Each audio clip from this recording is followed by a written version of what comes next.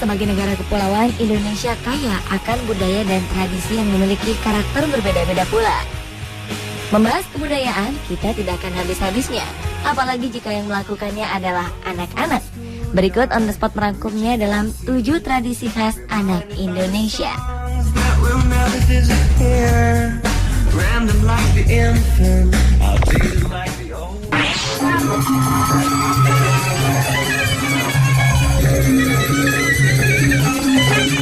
Pemirsa, di desa pinggir Papas, Kecamatan Kalianget, Sumeneb, Madura, ada tradisi anak yang mengharuskan mereka layaknya seperti orang dewasa.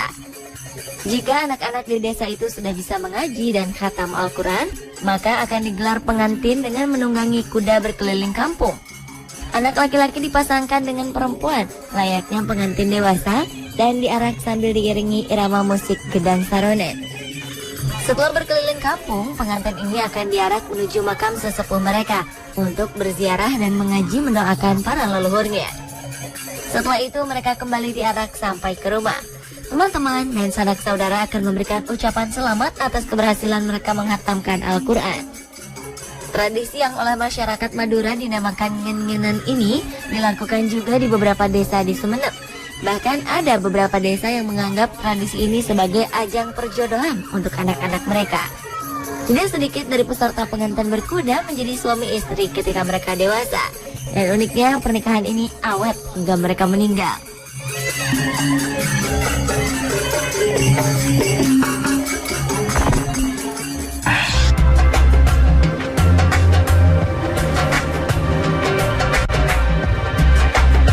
Dari Dieng, Jawa Tengah, ada juga tradisi anak-anak yang sudah terkenal sejak dulu loh.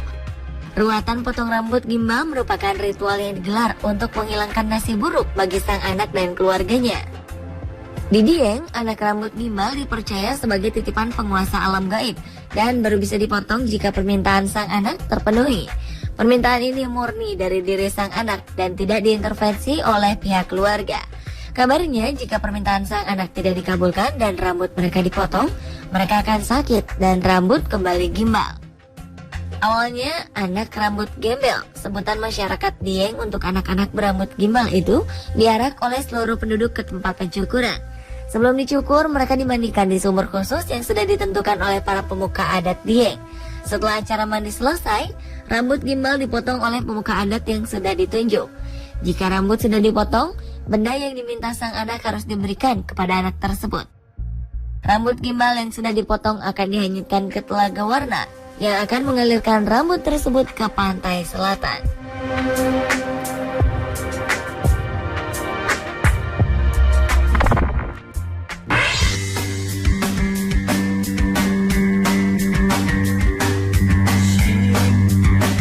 Di Indramayu, Jawa Barat, sebagai wujud syukur atas lahirnya anak perempuan sekaligus menjadi penanda bahwa sang anak perempuan tersebut beragama Islam, ada tradisi yang dikenal dengan sebutan rasulan. Anak perempuan yang berusia di bawah 8 tahun akan mengucapkan 2 kalimat syahadat di depan para undangan yang hadir. Anak-anak perempuan itu kemudian diarak bersama singgasana keliling desa Karangsong. Mereka berpakaian adat bak putri kerajaan. Arak-arakan ini juga diiringi tabuhan musik khas desa setempat sehingga menambah meriah suasana.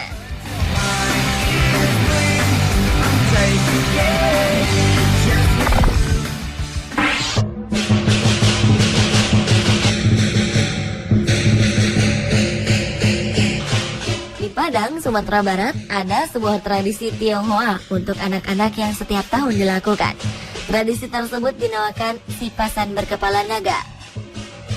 Tradisi mengangkat sebuah tandu berbentuk lipan raksasa ini biasanya ditunggangi oleh sejumlah anak. Pada tahun 2013, tradisi sipasan ini memecahkan rekor dunia atau Guinness Book of Record. Sebanyak 1.500 pria dewasa berhasil mengarak sipasan yang panjangnya 243 meter dan ditunggangi oleh anak-anak berjumlah 223 orang. Mereka mengarak sipasan ini sejauh 1.900 meter. Sipasan Padang ini berhasil mengalahkan rekor yang dicetak oleh sipasan Kinmen County di Taiwan yang juga pernah meraih Guinness Book of Record. Sipasan Taiwan memiliki panjang 168 meter dan ditunggangi oleh 200 anak dan diarak sejauh 1.680 meter. Di Indonesia, tradisi sipasan hanya ada di Sumatera Barat dan di Kalimantan. Pergelaran sipasan ini disaksikan oleh ribuan masyarakat Kota Padang. Sejumlah ruas jalan di Kota Padang sempat ditutup sementara karena arak-arakan sipasan ini.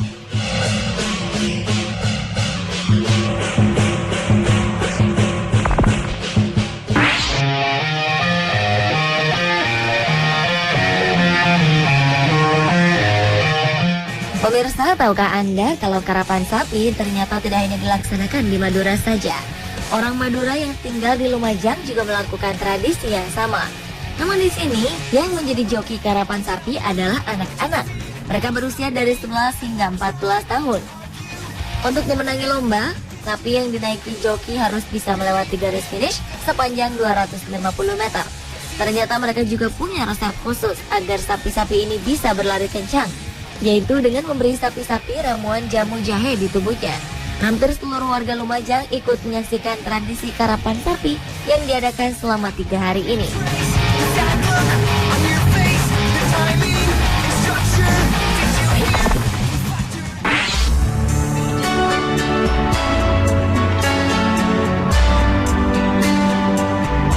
Sementara itu di Banjarmasin, Kalimantan Selatan, ada satu tradisi anak yang tak kalah menarik. Bayun anak adalah tradisi yang diikuti oleh anak-anak Banjarmasin pada perayaan Maulid Nabi Muhammad. Peserta bayun duduk pada sebuah ayunan yang terbuat dari kain yang diberi aneka bunga-bunga, hiasan kertas, buah-buahan, dan benda-benda lain yang dinilai sakral. Mereka akan diayun oleh keluarganya sendiri sambil bernyanyi. Tradisi ini bertujuan agar anak nantinya menjadi anak yang berguna bagi sekelilingnya. Ada juga yang beranggapan bahwa tradisi ini mampu menyembuhkan penyakit sang anak.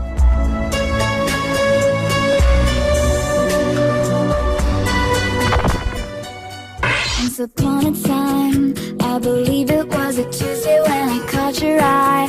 We caught on something. Demi melestarikan tradisi daerah, masyarakat Tulung Agung mengadakan tradisi reog kendang bagi anak-anak setiap tahunnya. Diiringi musik tradisional gamelan dan gending Jawa, anak-anak beratraksi memperagakan kemampuannya menari reog dan menabuh kendang. Meskipun anak-anak, gerakan mereka tidak kalah dengan penari dewasa. Tarian yang mereka tampilkan ini merupakan hasil kerja keras latihan sejak lama. Gerakan reog kendang memang agak sulit. Di saat yang bersamaan mereka harus terlihat lincah dan gemulai.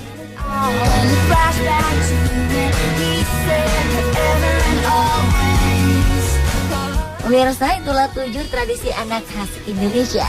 Saksikan tradisi Indonesia yang menakjubkan lainnya hanya di On The Spot.